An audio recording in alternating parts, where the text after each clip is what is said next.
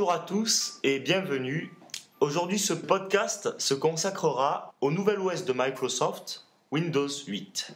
Voilà, donc en effet Alexandre, une interface optimisée pour l'utilisation tactile, un nouvel écran d'accueil, l'intégration des réseaux sociaux, un service cloud, Microsoft revient en force et ça se sent. Donc ce qu'on peut remarquer dans cette nouvelle interface et cet écran d'accueil, c'est qu'en fait ça ne ressemble à rien du tout de ce qu'était Windows 7 et que Microsoft est reparti d'une page complètement vierge pour créer son écran d'accueil.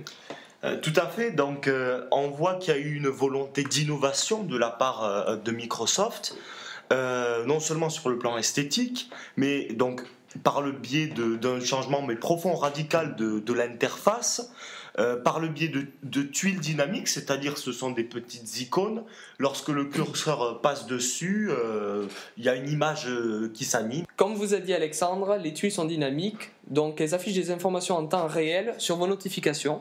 Par exemple, vous recevez plusieurs notifications Facebook, vous êtes sur votre écran d'accueil, vous venez d'allumer votre ordinateur et elles vont défiler une par une sur la tuile concernée pour vous montrer les actualités de vos amis ou de votre famille en direct.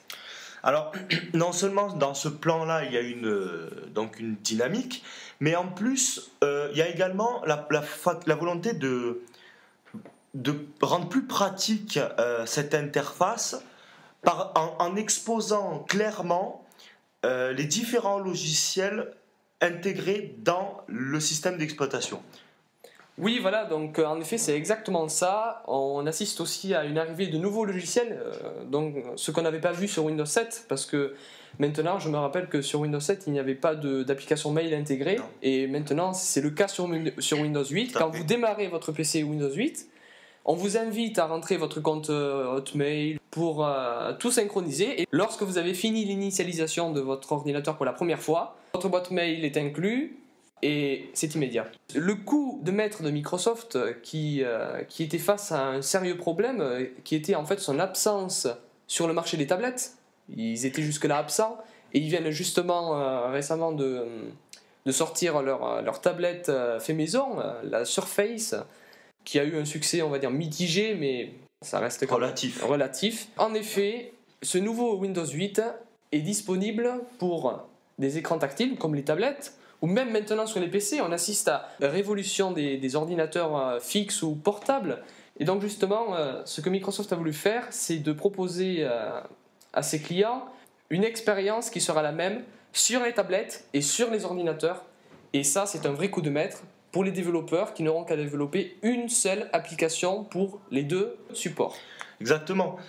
Cette universalité du système, cette adaptation à tous les formats, à tous les supports, comme tu disais, permet de ne plus être dépaysé par le changement. On peut citer aussi l'arrivée sur le nouvel OS, un service cloud très optimisé et très intégré. En effet, il s'appelle SkyDrive, ce cloud, ce système de cloud, qui est en réalité un espace de stockage indépendant sur lequel vous pouvez poser tous les dossiers, toutes les photos, les musiques. Oui, en effet, c'est la possibilité en fait d'avoir une optimisation de tous ces documents, ces fichiers, ces photos, et de les retrouver sur tous ces appareils. Exemple, vous commencez un document sur votre tablette et après, le soir, lorsque vous rentrez à la maison, vous voulez le finir sur votre ordinateur fixe, lorsque vous l'allumez, tout sera synchronisé et vous pourrez reprendre où vous en étiez sur ce document. Au-delà de ça, vous pouvez accéder très simplement au Windows Store, qui est un magasin en ligne. Oui, en effet, ce magasin virtuel propose en fait des applications pour à peu près tout faire, et accessibles facilement, certaines sont gratuites et en toute sécurité. Microsoft garantit qu'elles sont protégées normalement, qu'elles sont vérifiées et qu'il n'y a pas de virus. Et c'est vrai que c'est très intéressant. C'est un peu dans la même logique en fait de l'App Store d'Apple qui est disponible sur les Mac. Et c'est dans la même logique, voilà, des applications disponibles immédiatement et en toute sécurité. J'ai même l'impression qu'il s'agira de concurrents très directs. Oui, c'est sûr. Mais il n'y a pas que des points positifs dans ce nouvel OS. On peut citer quelques frustrations ou des petits points négatifs. Exactement, j'en suis témoin d'ailleurs. Pour commencer, je dirais que Au final, si on réfléchit bien et si on regarde davantage de plus près, il n'y a pas de véritable innovation. C'est une innovation, certes, mais plus superficielle, plus visuelle. Donc c'est plus une transformation sur la forme que sur le fond.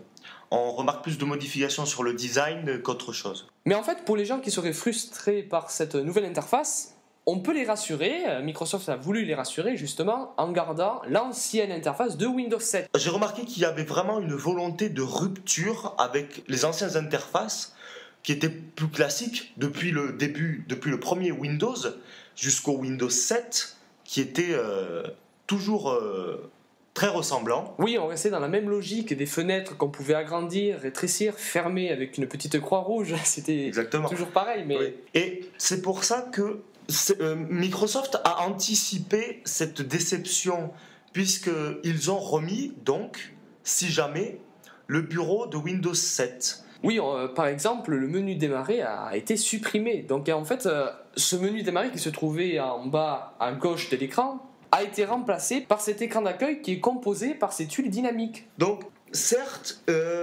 c'est peut-être une volonté d'innovation, encore une fois, mais les actions sont moins évidentes. Le système demande un minimum de pratique pour pouvoir l'utiliser de manière optimale. Oui, en fait, il faut se refaire la main en définitive et changer ses habitudes qu'on avait gardées avec l'ancienne interface de Microsoft. Moi, je pense que, peut-être c'est un peu différent de ton point de vue, Alexandre, mais je pense que Microsoft a vraiment fait un effort et a vraiment réussi son pari de faire deux interfaces identiques pour deux supports différents, des tablettes et des ordinateurs. Et je crois que c'est vraiment une réussite et que les gens vont l'apprécier. Merci Alexandre de nous avoir aidés pour ce podcast. Il n'y a pas de quoi. Et donc merci à vous de nous avoir écoutés et n'oubliez pas, vous pouvez nous retrouver et retrouver tous nos numéros sur notre blog http://theonet65.blogspot.com ou en tapant Theonet dans votre moteur de recherche. Merci.